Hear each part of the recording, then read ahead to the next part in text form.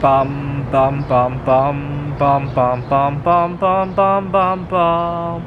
The Peter Dislike Show. Bum bum bum bum bum bum bum. When I was in 7th grade, I had an English teacher who was really strict on spelling matters. We would take a test, and one of the students would start by asking the teacher if we would be graded on spelling. It might have been a test that we had to write an essay, and a student would raise their hand, "Hey, are we going to be graded for spelling?" And my teacher gave a very beautiful answer. He said, "Well, does it matter? I mean, if you know how to spell it, you know. If you don't, you don't, right? Are you going to intentionally misspell words just because it doesn't matter? Or are you suddenly going to magically come up with the right spelling if it does, right?" Which gets me to a gripe I often have when I go out to eat. I'm reading an article about a McDonald's worker who got into a disagreement with a customer who said they were deadly allergic to pickles, but they were okay with, they wanted no Big Mac sauce because it contained pickles, and the customer said, no, the Big Mac sauce is okay. And the McDonald's worker has a problem with that.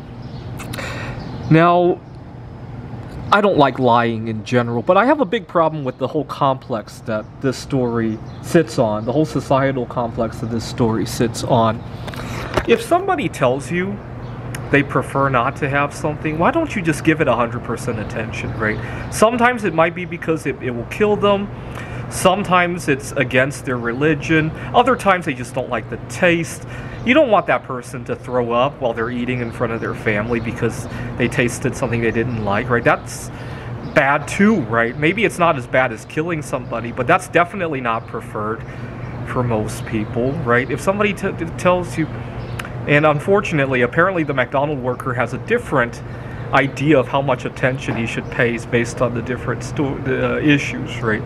Maybe he'll pay a lot of attention if it kills somebody, somewhat of an attention if it's against their religion. I don't care if they're just going to throw up while they're eating, right? Which is a big problem in my opinion, right? You do whatever you can, right? You're obviously, just because somebody tells you they're going to die if they come into contact with something, doesn't magically turn that McDonald's into like a quarantine facility, right? Just because somebody tells you that, they don't like the taste of something, they're with an important person, maybe they're at a job interview or they're on a date and they don't want to throw up in front of them, right? You should still give that 100%, your best attention you can, right?